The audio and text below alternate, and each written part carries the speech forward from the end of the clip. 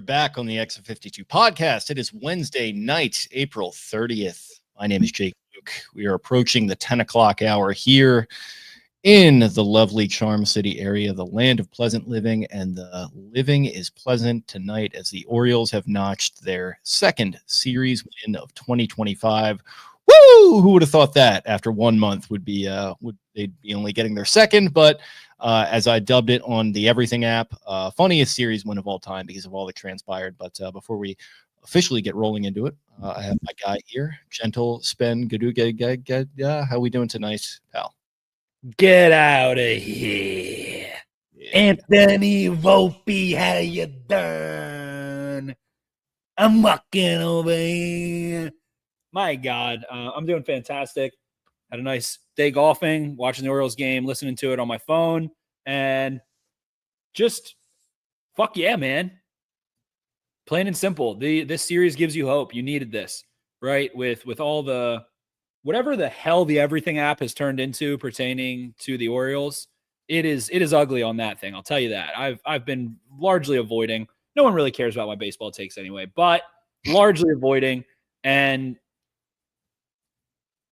it's not over. It's not over, Anthony Volpe. How you doing? I mean, what a bounce back game. It's just like, I feel like at this point, it's like the little decision tree.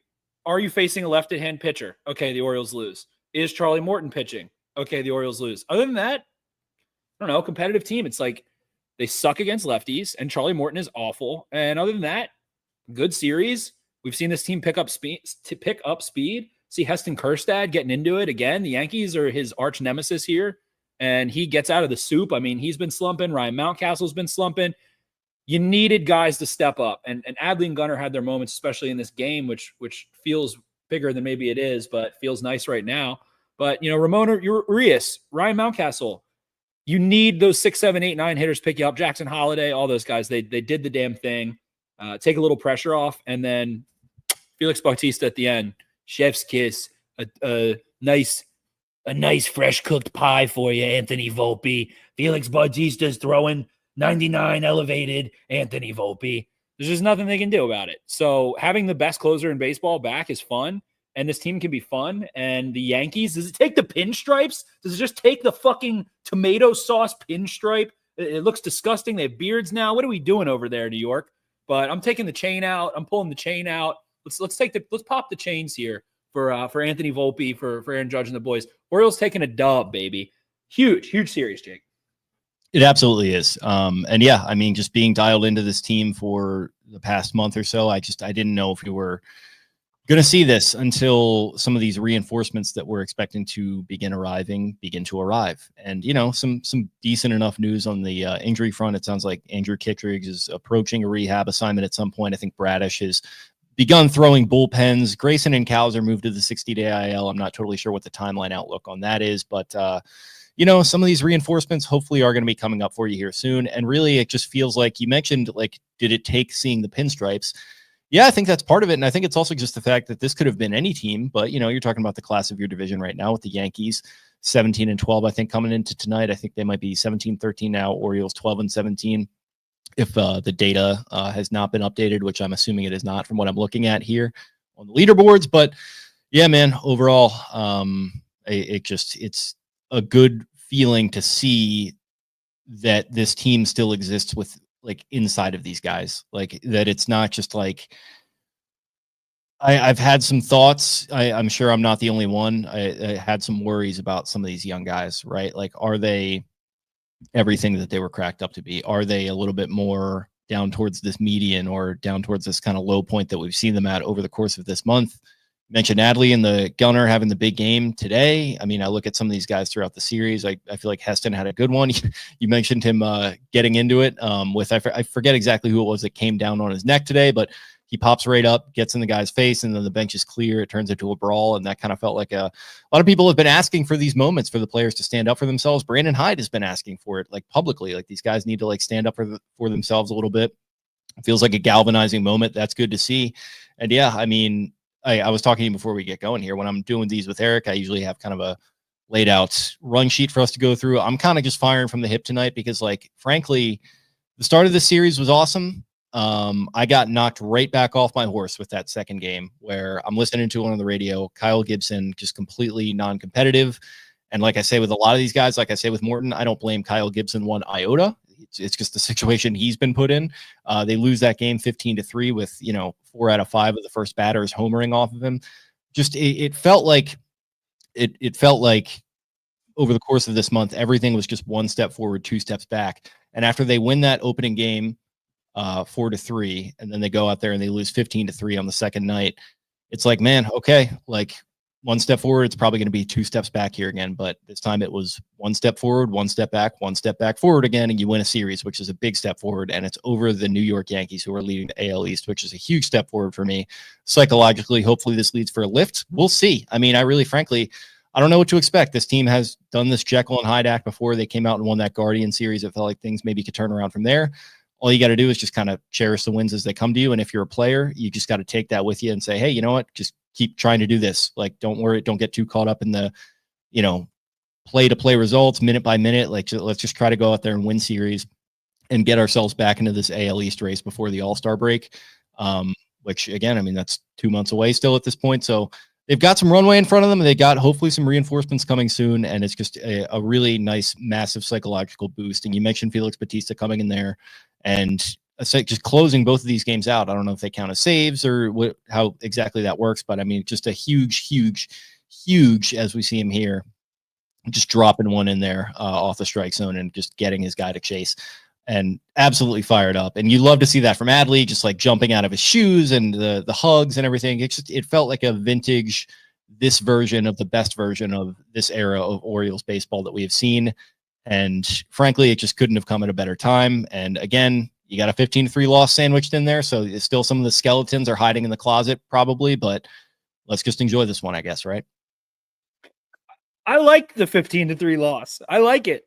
It's like I said, it's the funniest series win of all time. I think Eric actually said that yesterday too. So I like it. Like, I like that they are getting absolutely shit pumped by lefties and having these kinds of games and bouncing back from it.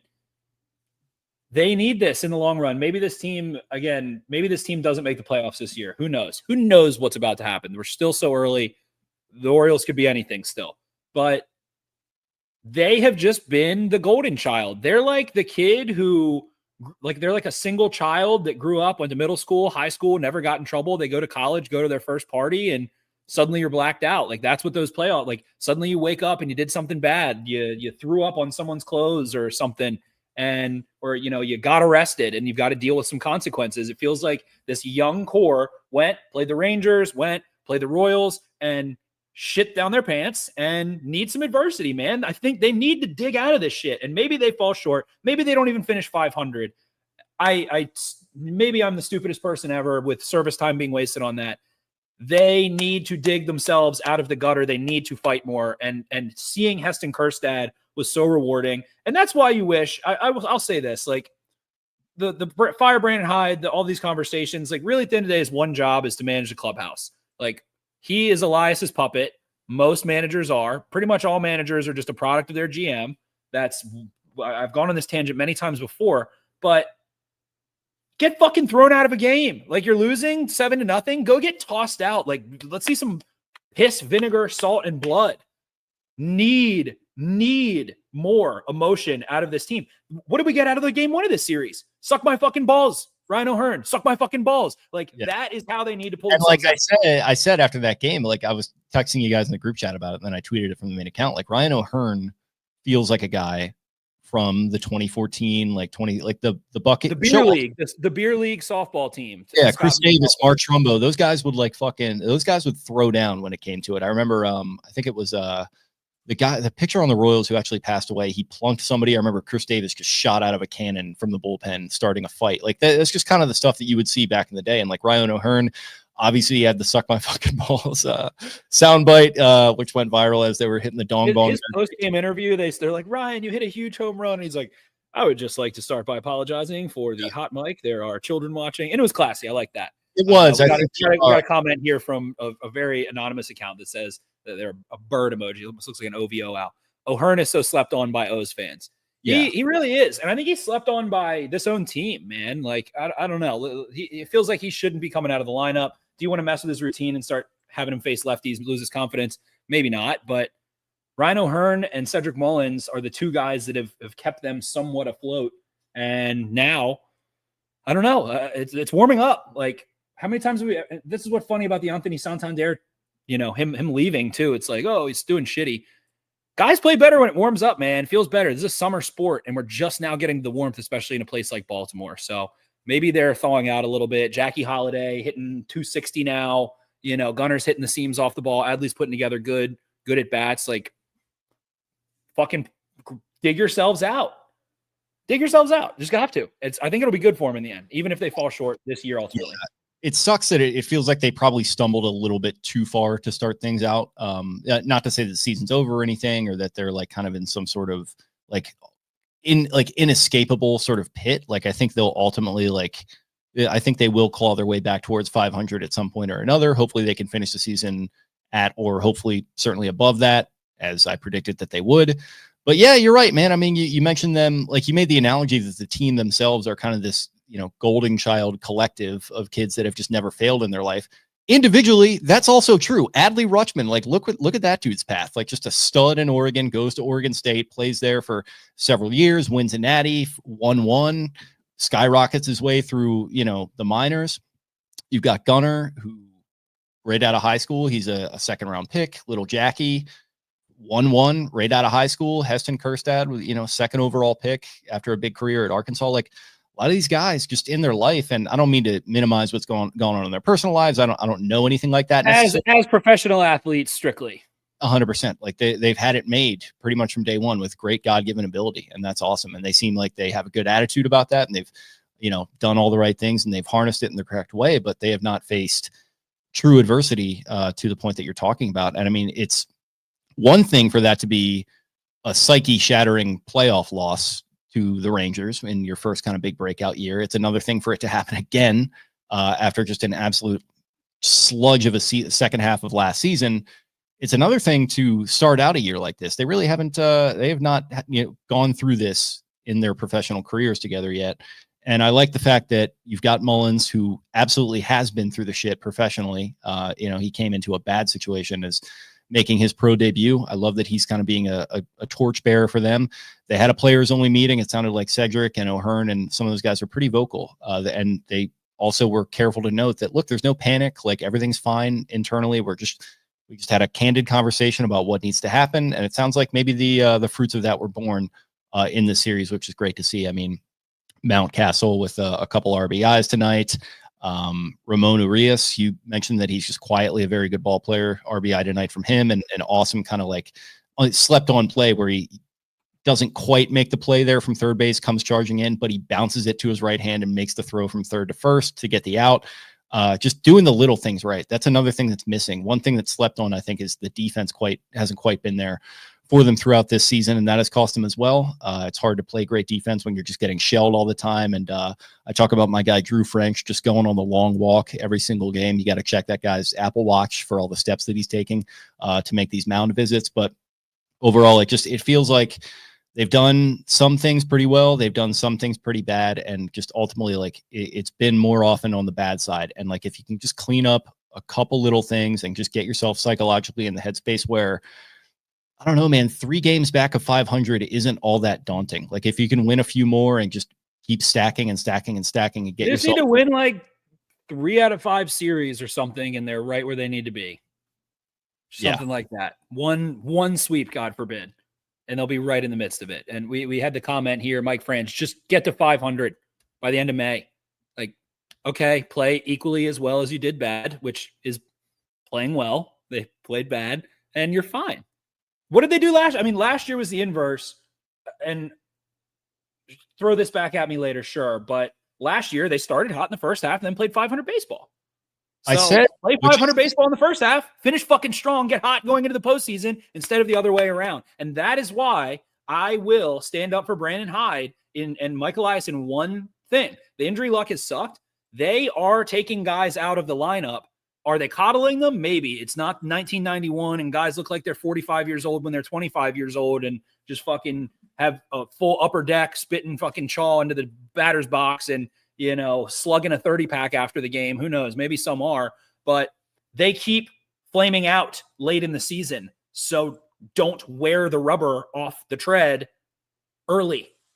They need to peak late instead. I want the inverse of last year. I want to be hot headed into the postseason. I want to feel sizzling. I don't want to feel like, oh, Gunnar did the home run derby and he's tired and Adley doesn't look like him. I'll throw up. I will vomit if I have to watch that again. My body will physically reject watching that same experience. So slow start is okay. Just fucking build some momentum. Here is one building block by beating the New York Yankees and Felix Bautista, shutting them down, embarrassing them in the 9th inning. The best closer in baseball is back. Like, take that and run with it. Please, God, dear God, please, and just get to 500 by the end of May. Yeah, no, I think you hit it right on the head there. I think that's 100% the mindset that they're going to have.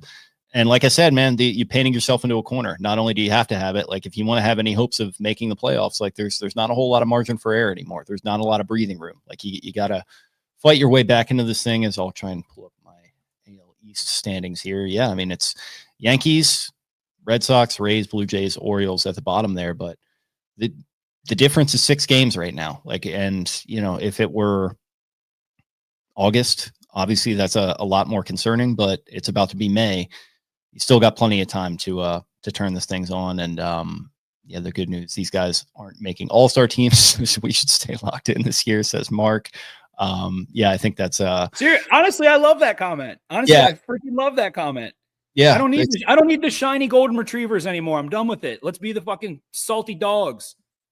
Why Jordan Westburg is not supposed to be an all-star in his first full year. He's supposed to be a salty, dirty dog. Too much shine. He doesn't need to be walking down the red carpet or whatever gold carpet they have at the MLB All-Star game. That dude's supposed to be like just covered in dirt, not freaking wearing a suit walking down the gold carpet. I love that. Yeah, rest over the All-Star break. Been there, done that. Home run derby for Gunnar, which was honestly horrible. We went to Jimmy's and watched that. But, I mean, this is what it's all about at the end of the day, man. It's a Wednesday night, stupid Yankees in town. And you get this scene in Camden Yards with Felix Bautista walking off. Like, that's what it's all about. Sure, there's a giant mound of empty seats in the top left that I wish they would just rip them out. But, get this feeling back. Take this and run with it. This is time. It's time to build momentum and stack off of this series. Which seats do you want taken out? These upper left field bleachers. I want put in a restaurant there. I'm so sick of looking at that. It's never full. It's never going to be full on a weeknight. It looks horrible. Well, they don't see people there. They are going to remove it. I know. I can't wait. I need it faster. I want it bad. Other sneaky play here that was sick. You mentioned that Ramon Urias play. I want to shout out Ramon Laureano, the PhD kid the PhD. What are acronym for steroids? I'm blanking here. Performance enhancing drugs. PhD? I don't know. I'm tired. PED? PED. There we go. The PED kid, Ramon Laureano. My brain's fried, but huge. I mean, runner on second here ends up being the difference. Huge sliding catch in the gap. Bam. Range. Look how fired up Seti was about that. Watch Seti's face right there. Seti couldn't get to it, and there's not much he doesn't get to. Look at Seti's face. He's like, we got it. Oh. I mean, huge. Ends up being a absolute game-changing play there from Laureano, who's filled in admirably. Him, Urias, shout out to Mountie, who we were just ripping on in the Exit 52 group text. Like, we love Mountie to death. He is a sick player. He honestly apparently listens to this podcast sometimes. Ryan, I'm sorry if you listen to this. Guy gets cold as ice for so long, and they need power out of first base. They need right-handed power out of first base so bad. And look at what happens tonight. They need it so bad, Mountie. Please. That is like with O'Neill out, with Westburg out, 2 power. So O'Neill lefty, I don't know. I might be kidding myself. O'Neill's ready. I don't know. Yeah, he's ready. With both of them out, you need Mountie with pop. You need slugging percentage out of first base. Please, God, Mountie. Like, if there's one player I could pick to turn it on from this game, it is him. We know how capable he is of carrying the Orioles offense. We've seen it every year for streaks in Toronto, or has a 7 RBI game in against the Athletics a couple years ago. Just that dude, when he hits for power, it opens up so much, especially with him hitting 4, 5, 6 in this lineup.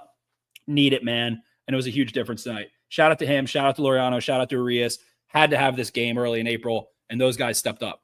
Yeah, absolutely. And you talk about him being a hot and cold player. I think Cedric certainly is too, and Cedric's been super hot to start the year. So if like that scale were to go down, it would be nice to have Mountcastle to go up, and he does bring a different dimension there. You talk about it with having a power bat in the middle of your lineup with guys that can get on base when they're at their best. They certainly have their struggles with that. We've actually missed the Tigers series recap, but God, being totally honest, like not a whole lot to say after that one. That's part of where I was kind of feeling at my lowest point with this team. And coming into the series, I was a little concerned that maybe another sweep would be on the cards, but no, thankfully the Orioles nut up and they get the win. Also want to give a shout out to our guy, Tomoyuki Sugano, in game 1, 5 innings pitched, 5 hits allowed, 1 walk, 8 strikeouts, which I think that matched his some sort of number. It was like his career high he had so little strikeouts heading into that game. I can find it super quick. He nearly doubled his it was like season. The amount in his career, which is this season. I think a Yankees player had a comment there's no fucking way. Like how is that possible? But yeah, he was painting a masterpiece there. In game 1. So that was awesome. I got to give him a shout out, especially you look at the disparity. I mean, with Morton, who is now going to be moved to the bullpen, Hyde is announced. He has 17 strikeouts and 8 of them were in that game. Yeah, exactly. So there you go. It's almost the splitter was, and it was really weird to me after that game. I've been really trying to dial into the pressers a little more lately. After that game, through the interpreter, they were like, the splitter was untouchable. He's throwing a wiffle ball. It was the nastiest pitch I've seen from really any Orioles pitcher this season so far. And he was like, yeah, it was okay. It was okay. But the fastball command, he was, and he's speaking in Japanese, but he's like, the fastball command, he's way more focused on. He can go old school all over, up, down, left, right. He had that thing on a string mixed in with that splitter. When you have a command like that, I mean, dude's been so impactful over his last 4 starts. I think he went 7 innings twice. Yeah. Hasn't given up more than 3 runs in a start yet. The broadcast, everyone was making it's such a big, he's so uncomfortable. He's coming. Of course, he's, a little off his homeostasis coming here and pitching and things like that. But I mean, faces the Yankees, immediately stud. So I'm excited for him. He will be at least second runner up in the AL Rookie of the Year. I did take that 60-1. He is going to get votes for Rookie of the Year. He is that guy, pal. Yeah, absolutely. And it's nice to have a guy that you can feel confident in, because some of these other guys, I mean, like I said, with the Gibson Morton thing, Morton, like I was kind of hinting at there, he's going to be moved to the bullpen. He came out of it to kind of in relief of Kyle Gibson there. He volunteered, which again, like Charlie Morton, we shit on him for his play. He seems like a consummate professional and a good dude. So I don't know. I hope he can make some noise out of the bullpen in some capacity or do something for this team with the money you gave him. But at this point, it seems like the experiment has kind of run its course, especially has with him as a starter. Not really sure what the status is on Albert Suarez at this point. It would be nice to have him come back. Imagine if it was just 80% of 2024 Albert Suarez instead of Charlie Morton. You'd take that in this line, in this rotation. AL East teams hate this one simple trick, and it's literally just like Albert Suarez pitching decently. Yeah, exactly. Just literally giving you 5 2/3 and just a couple 3 hits. 5 and 2 runs. Yeah. Yep. 5 hits, 1 walk, 2-3 runs allowed. Just miss it. Just miss you. Hope you're doing okay, Big Bert. Which brings me to Morton brings up a point, and we're all rainbow and sunshine after, God winning 2 games out of 3. And what does that bring the Orioles to 12 and 17, 12 and 18? What are they now? Whatever it is. But 12 and 18. 12 and 18, best team in baseball, right? 12 and 18. But it's just crazy to me. I was texting with Louque, the editor from Pressbox. I told you guys about this. Since there's so many layers to it. The free agent class wasn't that great, but there also was Snell, there was Crochet, there was Max Fried, there was Corbin Burns, all these guys. Hitters, not really much, honestly. Bregman, Soto, O'Neill, one of the better hitters, especially last year. But in hindsight, Craig Kimbrell, Charlie Morton, and Gary Sanchez have given you 3 total years of service time, 1 year out of each. I believe Kimbrell was 13 million, 15. He was in the teens, low to mid teens. Morton is 13 million and Gary Sanchez is 9 million. So you are paying 35, 40 million for 3 fucking seasons of those guys. It just is so strange to me. So strange. And I get that they want the young core to be the emphasis of the syllables here. And I get it, but good God, man. I don't, nothing makes sense. Like nothing they have done makes sense. Frustration comes in with that is like, okay, you want to save money and you want to jack up the, Birdland membership prices and you want to, do all this stuff with the business side of it. Cool. Let's see some extensions. And like, we're still not there. And obviously like they're such at a low point right now. I don't even think people are worried about that anymore as fans. I think it's like, let's just get this thing back to 500 and then we can talk about it. But that would be some nice goodwill to build up. And we've talked about it ad nauseum to start this year, but you're right. It's just so weird. Like, I don't understand. Like, and listen, they made a big swing for Burns and they struck out and they offered a lot of fucking money, like the most AAV ever. Can I like call bullshit on that? Because I was thinking about it. I watched a Mark Teixeira. It might've been from Ryan Ripken's show. I can't remember. I might be freezing here. I can't tell. Mark Teixeira mentioned how the Orioles basically made an offer just to say they made an offer. And then he rejected it, knowing like it was basically just a BS offer and then he got better offers. Corbin Burns was like, oh yeah, they offered me 45 million. It just felt like, I don't know. If I had to guess, and again, this is me just being a jerk off on my couch, not actually knowing anything, but it felt like they knew years mattered and they knew total contract value mattered for Burns at his age. And again, hasn't pitched great. I don't know. Are the Mets shilling? He's awful against the Mets. Lindor, Alonso, all those guys. If I had to guess, he's getting shelled right now. I bet on Mets tonight. Haven't looked. But they're like, oh yeah, we'll offer 45 million a year, knowing he won't take it. Like, I feel like that was an offer to feel like you made a great offer, but never expected him to sign it. And they knew he wasn't gonna stay there. So I'm calling a little bit of BS on that Corbin Burns 45 mil thing. I think they knew it was not getting taken, and it's a face saving move. I'm gonna call it. I don't have any insight on that beyond my own stupid conspiracy theory Joe Rogan brain, but smells like fish in hindsight to me. And I just don't understand anything they've done. I really don't, other than just sitting on your young players, seeing how they pan out, and eventually filling in the pieces. But it's like getting pretty deep. The dish is getting pretty baked here. Like, how much more time do you have to add ingredients? 1 more year, 2 more years of it. So let's see, man. Let's see if they can get back to 500, maybe make an addition. I mean, adding Burns was a huge move, but I don't know. I just wanted to say, I smell fish on that 45 million a year. It could be. I mean, that's a lot of fucking money though, to just like throw out there and kind of have that be if he's got more on the table, years matter, and Scottsdale's where he wants to be, then it feels, I mean, it was still 50 million light of total value. And good on them. Maybe he does fall apart, but it's like, so I feel like I'm talking about the Ravens, about the Orioles. And it's like they're trying to make sure it's the right player at the right price, whereas there's no fucking salary cap. There's no price. Can miss. The Yankees win because they miss. The Dodgers win because, I mean, Glasnow's injured all the time. Like, they are winning because they are willing to miss. Baseball is not the same as the other sports. Feels like they're playing a salary cap game in a non-salary cap league. Is it that Elias wants to be the smartest? Is it that he wants to appear the smartest and that he doesn't need to do that? He can grow it from the ground up. I don't get it. I just don't get it.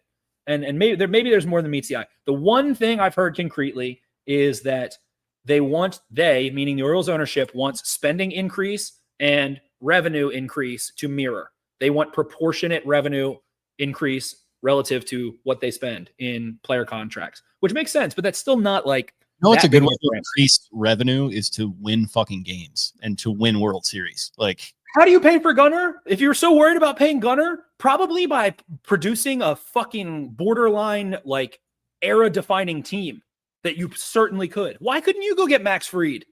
I mean, maybe he doesn't want to be here. Sure. It takes 2 to tango, but I don't know. So that part, I'm not letting the Orioles off the hook, but, and really I'm going to say just simply Elias off the hook. And I've been so high on Elias for so long, but I'm smelling some fish. I walked past the fish market. I walked past, I said, ooh, good morning, ladies. Yeah. I mean, I'm just at a point with it where you got to give him his flowers for scouting. Great scout, but he's still yet to prove to me that he can operate in full capacity as a professional general manager, like that he can go out and get these big fish that you're talking about. The Burns trade was great. I mean, like he went that he didn't give up a whole lot for that, and he got a great year out of the guy. And I don't know, that was awesome. But it's like you gotta put your stamp on these things sometimes, and he is yet to do that on the free agent market or even re-sign one of these guys. So. And there's so many shades of it again, like, and I don't need to go on here forever. We're 30 minutes in, but I mean, there's so many shades of it. Pitching wasn't the issue in the playoffs, either series, really. They didn't score runs. They didn't get hits with runners in scoring position. They couldn't play small ball. So that was not the silver bullet. It was simply Gunnar and Adley. And I mean, Gunnar hit okay, but your key players not coming through in clutch moments, which is what wins playoff games in any sport. And then they do have bad injury luck this year. I mean, kind of, is it luck? Eflin has missed time. Grayson, love him. Electric, the fastball, the changeup, everything. But like we've said, it's been a lot of injuries, and I'm going to knock on wood for him. I'm not shocked to see him get TJ. I mean, if you've got triceps, lat, shoulder, elbow, head, shoulders, knees, and toes, eyes and ears, I mean, if I was a betting man, which I am, I would take the odds on that. If you offered me plus odds, will Grayson Rodriguez get Tommy John in the next 12 months? Yes. Bradish, he's not going to be available. So I don't know. It's very strange, but at the end of the day, I'm glad to tie it back that this series happened, that they were able to have some salt and piss and vinegar. Heston Kjerstad, shout out to him. Shout out to Felix Bautista, Ramon Urias, all those guys. Fun. Very, very fun. Yes, Colt 45 reference in 2025. I'm getting old, man. I sound like JLC. Brandon in the comments says JLC absolutely obliterated. I'm like, the Lions. I'm starting to get there. Look, JLC, this might be a fun thing to do, buddy. I might see you, buddy. Yeah, that would be great if you entered that era. It'd be a lot to handle for me, but I'll get there. I'll get there one day. Looking forward to it. All right. Well, yeah. Shout out to all those guys. Shout out to everybody. Like I said, didn't really lay anything out for this one. I kind of just want to get out here and vent some positive feelings, as there's been a lot of negative venting here the past month or so. Anything else before we close this one out, my friend? What is one thing, Jake? One thing that you want to see over the next 3 series from the Baltimore Orioles? One small thing.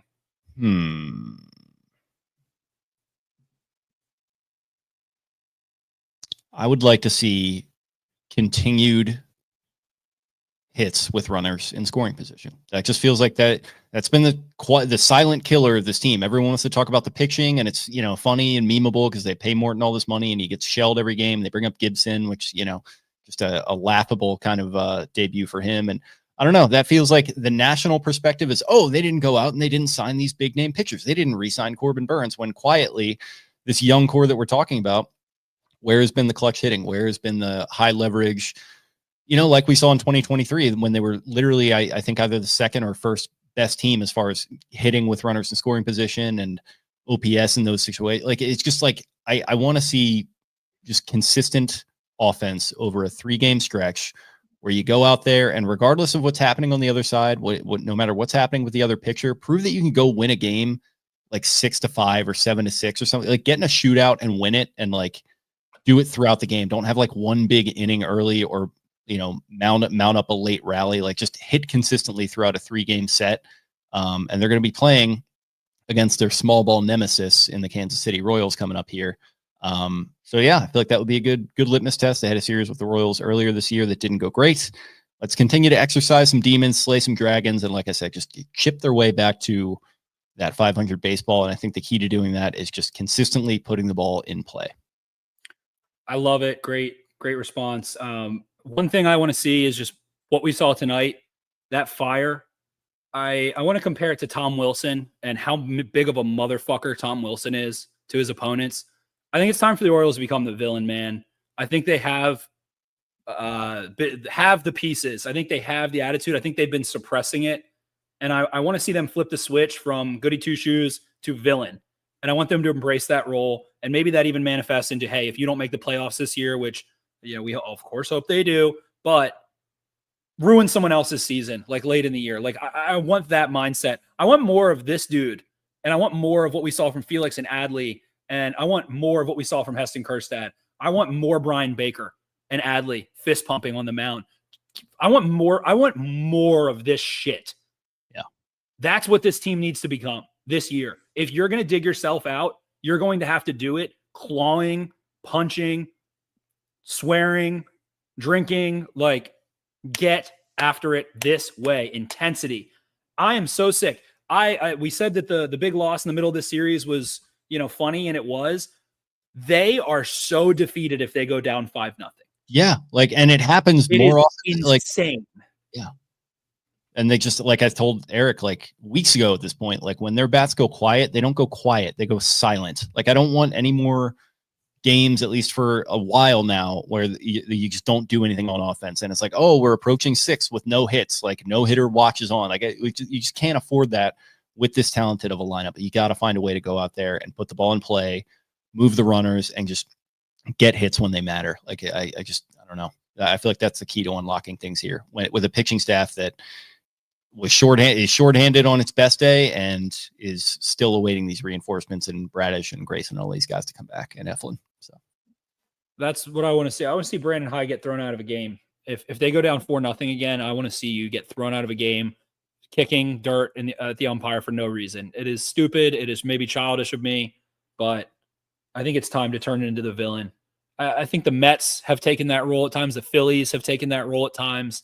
I think you've got that within you, and I think that's what needs to be channeled in this clubhouse. He had one recently where Chirinos took over for him. So yes, a little bit more of that would be good. I feel like he was pretty. I need the blood pressure up. I'm sorry, Brandon Hyde. I need you to start having to take beta blockers more. If you're already taking them, I need more of them. I need you to eat them like the dude in Dumb and Dumber.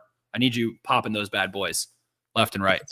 Don't they lower your blood pressure? Yeah, I need his blood pressure up. I need him to have to eat more of the beta blockers, is what I'm saying. I need Chirinos to have a full vat of beta blockers on him for Brandon Hyde. Get tossed. Gunnar Henderson, get tossed out of a game. If you go down 5-0, argue a ball, get tossed. Go nuts. Dig the fuck in. Just get some Odor. Anthony Bernardi. Odor played that role. I think Santander, he wasn't a villain necessarily, but I think he was gritty as hell. And I still am sick about that a little bit, especially in hindsight here.